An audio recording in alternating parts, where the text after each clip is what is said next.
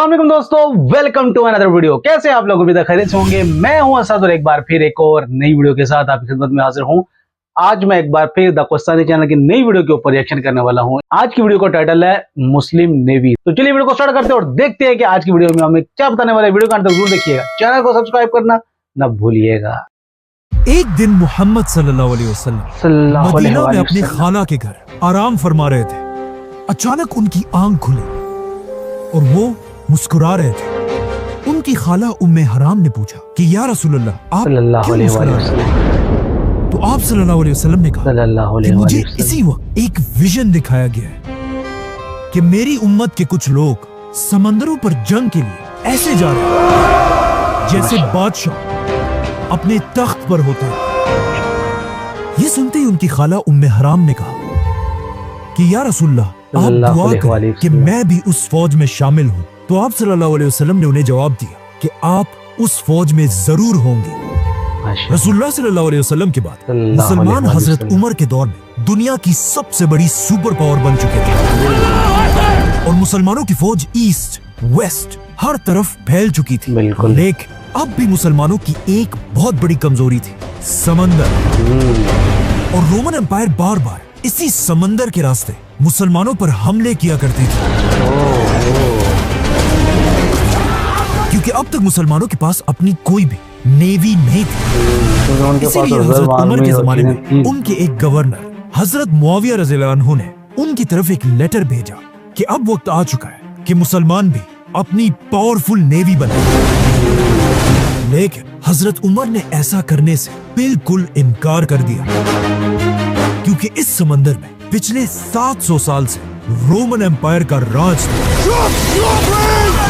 और उनके पास दुनिया की सबसे बड़ी नेवी थी, 1000 जंगी कश्ती, जिसकी वजह से इस पूरे समंदर को रोमन समंदर कहा जाता था। जिसके मुकाबले में मुसलमान डेजर्ट में रहने वाले लोग थे और उनके पास समंदरों में जंग करने का कोई एक्सपीरियंस नहीं था। बिल्कुल। लेकिन जैसे ही हजरत उमर के बाद मुसलमानों के नए खलीफा हजरत उस्मान बने, उन्होंने मुआविया रज़ियल्लाहु अन्हु, जो हजरत उमर के दौर में एक छोटे से इलाके के गवर्नर थे, हजरत उस्मान ने उन्हें पूरे शाम का गवर्नर बना दिया। और एक बार फिर मुआविया रज़ियल्लाहु अन्हु ने अपने कजन हजरत उस्मान की तरफ वही सेम लेटर भेजा। लेकिन हजरत उस्मान ने उन्हें जवाब दिया कि जब हजरत उमर तुम्हें नेवी बनाने से रोक रहे थे, तब मैं उनके पास ही खड़ा था। मतलब अब भी नेवी बनाने की इजाजत नहीं है। लेकिन हजरत मुआविया बार बार खलीफा उस्मान से नेवी बनाने की इजाजत मांगते रहे। यहाँ तक कि एक लेटर में उन्होंने ये भी लिखा कि रोमन एम्पायर का साइप्रस हमारे इतने करीब है कि वहाँ के कुत्तों के भौंकने की आवाज भी हमें यहाँ सुनाई देती है। बाय द वे, ये सिर्फ हजरत मुआविया ने एक मिसाल दी थी, असल में वहाँ से कुत्तों की आवाज नहीं पहुँच सकती। आखिर हजरत मुआविया के बार बार कहने पर हजरत उस्मान ने उन्हें साइप्रस पर हमला करने की इजाजत दे दी। लेकिन हजरत उस्मान ने कहा कि तुम एक ही शर्त पर नेवी बना सकते हो कि अगर वाकई तुम कश्तियों पर जंग करना इतना ही आसान समझते हो, तो फिर इस जंग पर तुम सारे जनरल्स अपनी बीवियों को भी साथ लेकर जाओगे। मुआविया रज़ियल्लाहु अन्हु ने खलीफा उस्मान की ये शर्त कबूल की और इस्लाम की पहली नेवी बनाने का हुक्म दिया। लेकिन यहाँ मसला ये था कि मुसलमानों में किसी को भी बड़े बड़े जंगी जहाज बनाने का तरीका नहीं आता था। तो फिर मुसलमानों ने आखिर ये नेवी बनाई कैसे? असल में इससे बहुत साल पहले, जब मुसलमानों ने ये सारे इलाके फतह नहीं किए थे और यहाँ रोमन एम्पायर की हुकूमत थी, रोमन एम्पायर ने अपनी नेवी के लिए फलस्तीन और इजिप्ट में जंगी जहाज बनाने के 2 बड़ी बड़ी फैक्ट्रीज बनाई थी, जहाँ रोमन एम्पायर की नेवी के लिए बड़े बड़े जहाज बनाए जाते थे, जिनका नाम था ड्रोमोन। और ये इतनी बड़ी कश्तियां थी कि इनमें एक ही टाइम पे 300 वॉरियर्स सवार हो सकते थे। लेकिन अब जब मुसलमानों ने रोमन एम्पायर से ये सारे इलाके फतह कर लिए, कश्तियां बनाने की ये 2 फैक्ट्रीज भी मुसलमानों के हाथ में, जो पहले तो मुसलमानों के किसी काम के नहीं थे। लेकिन अब खलीफा उस्मान के ऑर्डर्स पर इन फैक्ट्रीज को दोबारा खोला गया और मुआविया रज़ियल्लाहु अन्हु ने क्रिश्चियन इंजीनियर्स को अपने पास बुलाया कि अब रोमन एम्पायर के लिए नहीं बल्कि हमारे लिए समंदरी जहाज बना। और इस तरह इस्लाम की पहली नेवी तैयार होने लगी। जैसे ही कुछ कश्तियां तैयार हुई तो खलीफा उस्मान के ऑर्डर्स के मुताबिक हजरत मुआविया और उनके जनरल्स अपनी बीवियों को साथ लेकर साइप्रस फतह करने के लिए रवाना हुए। अब यहाँ एक बहुत ही इंटरेस्टिंग बात यह थी, हजरत मुआविया के जनरल्स में से एक की बीवी का नाम था उम्मे हराम रज़ियल्लाहु अन्हा। ये वही उम्मे हराम थी जिन्होंने आप सल्लल्लाहु अलैहि वसल्लम से कहा कि या रसूलल्लाह आप दुआ करें कि मैं भी उस फौज में शामिल हूँ। तो आप सल्लल्लाहु अलैहि वसल्लम ने उन्हें जवाब दिया कि आप उस फौज में जरूर होंगे। जैसे ही मुसलमानों की फौज साइप्रस पहुंची, साइप्रस के सारे लोगों ने मुसलमानों के सामने सरेंडर कर दिया। ये इस्लाम की नेवी की सबसे पहली फतह थी। लेकिन जैसे ही मुसलमान यहाँ पहुंचे, उम्मे हराम अपने घोड़े से गिरकर शहीद हो गई और यही साइप्रस में आज तक उनकी कब्र है, जिन्हें तुर्की में हाला सुल्तान के नाम से याद किया जाता है। इसके बाद अगले 4 साल तक साइप्रस मुसलमानों के कंट्रोल में रहा। लेकिन 4 साल बाद जब मुसलमानों की नेवी में कश्तियां और भी बढ़ गई, हजरत मुआविया इन सारे जहाजों को लेकर और भी आगे बढ़े और सीधा रोमन एम्पायर के कैपिटल कॉन्स्टेंटिनोपल इस्तांबुल की तरफ बढ़ने लगे। यहाँ तक कि कहा जाता है कि मुसलमान रोमन कैपिटल के इतने करीब पहुंच गए कि मुसलमान अपनी आंखों से रोमन बादशाह के किले को देख रहे थे और रोमन बादशाह कॉन्स्टेंस मुसलमानों की फौज को देख रहा था। मुसलमान रोमन कैपिटल पर हमला करने के लिए बिल्कुल रेडी थे, क्योंकि उन्हें पता था कि रसूलुल्लाह सल्लल्लाहु अलैहि वसल्लम की एक हदीस है, जो भी मुसलमान फौज सबसे पहले रोमन बादशाह के शहर पर हमला करेगी उन्हें जन्नत मिलेगी। जैसे ही हजरत मुआविया कैपिटल की तरफ बढ़ने लगे, उसी वक्त उन्हें खबर मिली कि पीछे साइप्रस में मुसलमानों के खिलाफ बगावत हो चुकी है। और ये सुनते ही हजरत मुआविया रज़ियल्लाहु अन्हु रोमन कैपिटल पर हमला किए बगैर ही अपनी पूरी फौज के साथ वापस साइप्रस की तरफ फुल स्पीड रवाना हुए और एक बार फिर साइप्रस को दोबारा फतह किया, लेकिन इस बार तलवारों से। मुसलमानों की फौज को अपने कैपिटल के इतने करीब देखकर अब रोमन बादशाह और बर्दाश्त नहीं कर सकता था और उसने फैसला किया कि अब मैं इन मुसलमानों को रोमन नेवी की असल ताकत दिखाऊंगा, ताकि इन्हें पता चले कि समंदर में असल जंग होती क्या है। जिसके बाद रोमन बादशाह कॉन्स्टेंस खुद 500 जंगी जहाज ड्रोमोन्स लेकर खिलाफत पर हमले के लिए रवाना हुआ। ये कश्तियां दिन रात सफर करके तेजी से मुसलमानों की तरफ बढ़ रही थी। लेकिन जैसे ये 500 कश्तियां साइप्रस के करीब पहुंची, तो वो ये देखकर हैरान रह गए कि सामने मुसलमानों की 200 जंगी जहाज पहले ही उनका इंतजार कर रही थी। क्योंकि रोमन बादशाह के इस हमले की खबर खलीफा उस्मान तक पहले ही पहुंच चुकी थी और उन्होंने फौरन शाम के गवर्नर मुआविया और इजिप्ट के गवर्नर अब्दुल्ला की तरफ दोनों की तरफ हुक्म भेजा कि अपनी पूरी नेवी को लेकर रोमन बादशाह को रोकने के लिए रवाना हो। और अब ये दोनों जनरल्स मिलकर अपनी 200 कश्तियों के साथ रोमन नेवी के सामने खड़े थे। इजिप्ट के गवर्नर अब्दुल्ला बिन साद की कश्तियां मुआविया रज़ियल्लाहु अन्हु से ज्यादा थी, इसीलिए इस जंग के बड़े जनरल अब्दुल्ला बिन साद थे। क्या बात। जैसे ही मुसलमानों और रोमन्स की नेवी एक दूसरे के आमने सामने हुई, यहाँ पर एक बहुत बड़ा मसला था।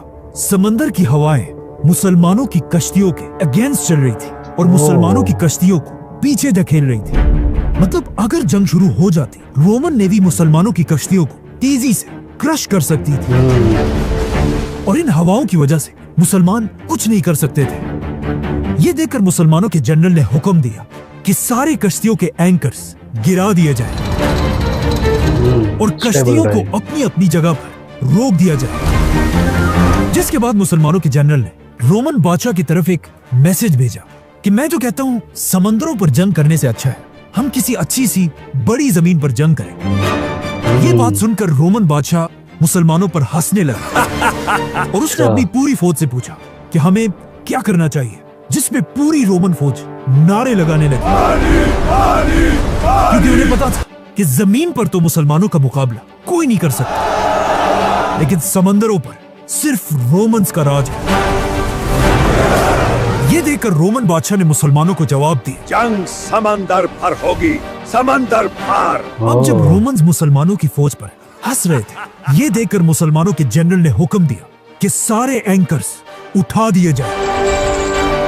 जैसे ही मुसलमानों ने एंकर्स उठा दिए, अचानक आउट ऑफ नोवेयर समंदर में हवाओं का रुख बदल गया और मुसलमान नारे लगाने लगे। इसी के साथ मुसलमानों की कश्तियों के सारे सेल्स खोल दिए और मुसलमानों के 200 जंगी जहाज फुल स्पीड रोमन्स की तरफ बढ़ने लगे। इस तरह अचानक हवाओं का रुख बदलते देखकर रोमन एम्पायर का बादशाह घबराने लगा और उसे याद आया कि इससे कुछ ही दिन पहले उसने एक ख्वाब देखा था। और जब उसने एक ख्वाब अपने नजूमियों को बताया, उन्होंने अपने बादशाह से कहा, माय किंग, काश आप उस रात सोते ही ना और ये ख्वाब ना देखते, क्योंकि इस ख्वाब का सिर्फ एक ही मतलब है, शिकस्त, डिफीट।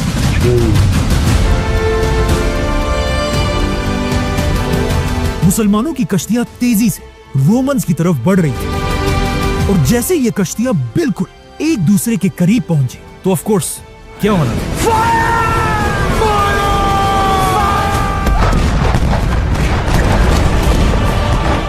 नहीं, ऐसा नहीं था। उस जमाने में ये वाली तोप जो गन पाउडर से चलती है इजाद ही नहीं हुई थी और लोग कश्तियों में भी तीरों और तलवारों से लड़ते थे। तो जैसे ही मुसलमान रोमन्स के करीब पहुंचे, इससे पहले मुसलमानों ने अपनी सारी कश्तियों को एक दूसरे के साथ मजबूती से बांध दिया था, जिसका मुसलमानों को यह फायदा हुआ कि मुसलमानों की सारी कश्तियां बिल्कुल स्टेबल थी और मुसलमानों की तीरें सीधा अपने निशाने पर लगती थी। और रोमन्स की कश्तियां हिलने की वजह से उनका हर टारगेट मिस हो रहा था। ये इतनी खतरनाक जंग थी कि इसे आज तक समंदरों की जंगे यरमूक कहा जाता है, क्योंकि ये उस जमाने की दुनिया की सबसे बड़ी समंदरी जंग थी। जैसे ये दो नेवीज आपस में टकराई, मुसलमानों ने अपनी कश्तियों को रोमन्स की कश्तियों से भी बांध दिया, जिससे अब समंदर के बीच में ही एक बहुत बड़ा जंग का मैदान बन गया। अब जब यहाँ एक बहुत ही खतरनाक जंग चल रही थी, अचानक आसमान में बादल गरजने लगे और समंदर में एक बहुत बड़ी तूफान शुरू हुई। लेकिन ये जंग इस सख्त तूफान में जारी रही। अब तक तो मुसलमान ये जंग जीत रहे थे, लेकिन अचानक रोमन्स ने अपनी पूरी ताकत के साथ सीधा मुसलमानों के जनरल अब्दुल्ला बिन साद पर हमला कर दिया और उनकी कश्ती को अपनी कश्ती से बांधकर जंग से दूर ले जाने लगे, ताकि अपने जनरल को मरता देखकर मुसलमानों का मोराल टूट सके। यहाँ तक कि मुसलमानों का जनरल जख्मी भी हो गया। लेकिन आखिर एक मुसलमान ने अपनी जान पर खेलकर इन दोनों कश्तियों के दरमियान रस्सी को काट दी और मुसलमानों के जनरल की जान बचा ली, लेकिन खुद समंदर में गिरकर शहीद हो गए। ये देखकर मुसलमानों का जज्बा और भी बढ़ा और उन्होंने इतना जबरदस्त हमला किया कि रोमन्स की 500 कश्तियां एक एक करके गिरने लगी और रोमन बादशाह को भी समझ आ गए कि अब कुछ नहीं हो सकता। कहा जाता है उसने अपने बादशाह का ताज उतार कर एक आम सोल्जर के कपड़े पहने और किसी तरह अपनी जान बचाकर वहां से भाग गए। और इस तरह मुसलमान खलीफा उस्मान के दौर में समंदरों की यरमूक जीत गए। अब रोमन एम्पायर की कमर बिल्कुल टूट चुकी थी और उनका बादशाह जख्मी हो चुका था, लेकिन फिर भी हजरत उस्मान को अच्छी तरह पता था कि रोमन कैपिटल को फतह करना इम्पॉसिबल है। जिसके बाद खलीफा उस्मान एक नया बहुत बड़ा प्लान बनाने लगे और उन्होंने अपने दूर के गवर्नर की तरफ एक लेटर और उसके साथ एक नक्शा भेजा, जिसमें हजरत उस्मान ने इस्लाम के फ्यूचर का प्लान बताया और कहा सबसे पहले मुसलमान स्पेन को फतह करेंगे, उसके बाद फ्रांस, फिर इटली, फिर ग्रीस और इस तरह पूरे यूरोप को फतह करने के बाद मुसलमान आखिर रोमन कैपिटल पर हमला करेंगे। लेकिन ऐसा नहीं हुआ, बल्कि आज तक खलीफा उस्मान का ये प्लान पूरा नहीं हो सका, क्योंकि जैसे ही हजरत उस्मान ने ये प्लान बनाया, खलीफा उस्मान रज़ियल्लाहु अन्हु को मुसलमानों के ही एक ग्रुप ने शहीद कर दिया। लेकिन शहीद होने से पहले खलीफा उस्मान ने दुनिया के समंदरों पर राज करने वाले 700 साल पुरानी रोमन नेवी को बिल्कुल खत्म कर दिया था। subscribe. ये थी आज की वीडियो यार, बहुत कमाल की वीडियो थी और बहुत ही ज्यादा इंटरेस्टिंग कि मुसलमानों की जो पहली आर्मी, जो पहली नेवी बनाएगी वो किस तरह से और किन हालात में बनाएगी, और जो पहली जंग हुई रोमन्स के खिलाफ वो किस तरह से मुसलमानों ने जीती, वो सारी चीजें वन बाय वन इन्होंने बहुत अच्छे से एक्सप्लेन की। स्टोरी बताने का जो स्टाइल है वो बहुत कमाल का, और जो एडिटिंग स्किल्स है ना वो भी बहुत कमाल की है। अरब के मुसलमानों ने कभी भी पानी के ऊपर जंग की नहीं थी, वो उनके लिए पहला एक्सपीरियंस था और अल्लाह ताला ने उनकी मदद की और उनको फतह नसीब हुई। हजरत उस्मान रजी अल्लाह ताला अन्हु का जो प्लान था वो कौन कौन से कंट्रीज को फतह करना था और उसके बाद कॉन्स्टेंटिनोपल को फतह करना था, वो बहुत बेहतरीन प्लान था। आज की वीडियो भी बहुत ज्यादा बेहतरीन थी और बहुत ज्यादा इंटरेस्टिंग थी। उम्मीद है आपको ये वीडियो अच्छी लगी होगी। वीडियो को लाइक कीजिएगा, शेयर कीजिएगा, चैनल को सब्सक्राइब करना ना भूलिएगा। मुझे दें इजाजत, मिलते हैं एक और नई वीडियो के साथ। तब तक रखिएगा अपना बहुत ज्यादा ख्याल। अल्लाह हाफिज।